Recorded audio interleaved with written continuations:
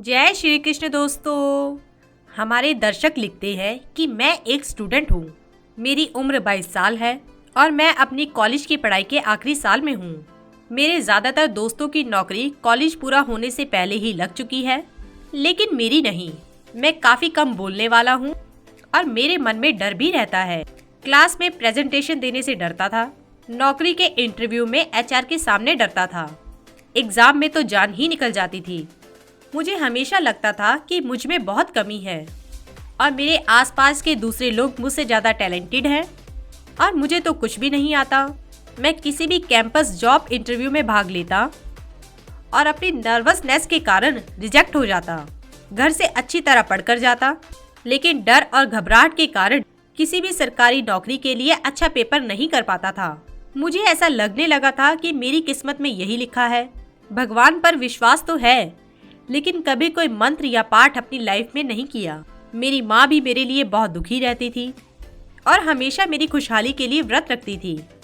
हर रोज भगवान का प्रसाद देकर ही घर से निकलने देती थी और जब कभी एग्जाम या इंटरव्यू होता, दही शक्कर खिलाती और बहुत से उपाय करती, लेकिन ना तो मेरी नौकरी लगती और ना ही सरकारी नौकरी के एग्जाम क्लियर होते।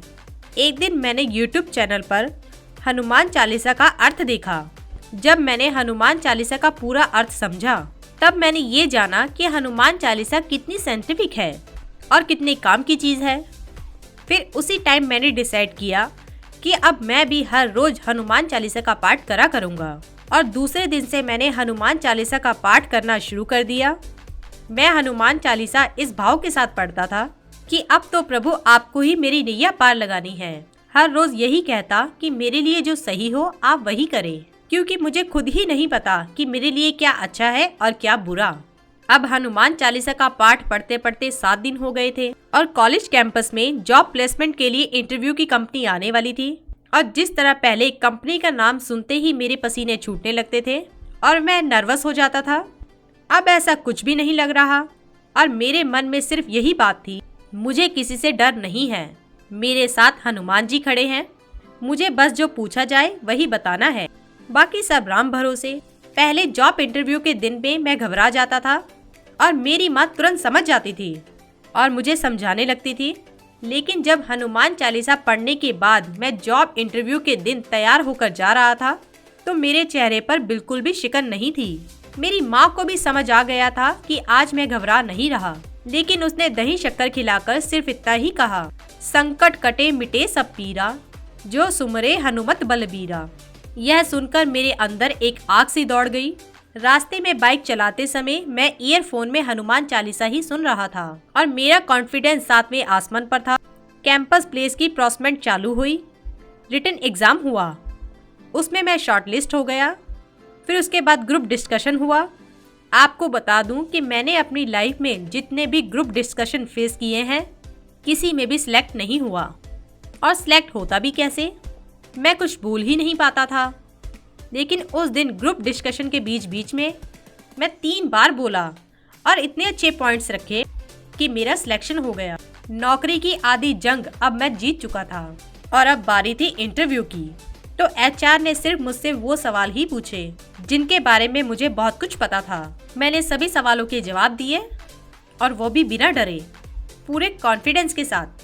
शाम के 7 बज चुके थे। सभी का इंटरव्यू होने के बाद एचआर बाहर आए और उन्होंने उन लोगों का नाम अनाउंस किया जिनको नौकरी मिल चुकी थी।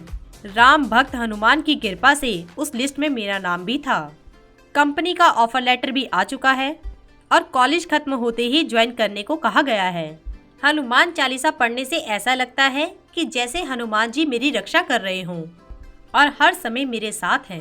पहले जिस तरह रात में बुरे सपने आते थे, किसी काम से पहले घबराहट होती थी, अब तो ऐसा लगता है कि जैसे ये सब कमियां मेरे अंदर थी ही नहीं।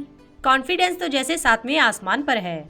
पढ़ाई में मन भी लगा रहता है, बॉडी बहुत ही हल्की लगती है, दिमाग में जरा भी स्ट्रेस नहीं रहता। जो मैं धीरे धीरे डिप्रेशन की ओर जाने लगा था, अब बहुत खुश हूँ। सीधे शब्दों में बताऊं कि अब जीने में मजा आने लगा है। मैं तो सबसे यही कहूँगा, सभी को हनुमान चालीसा पढ़नी चाहिए। दोस्तों, हनुमान चालीसा के अनेकों फायदे शास्त्रों में बताए गए हैं। हनुमान चालीसा पढ़ने का समय भी निर्धारित किया गया है। कितनी बार पढ़ना चाहिए, किस समय पढ़ना चाहिए।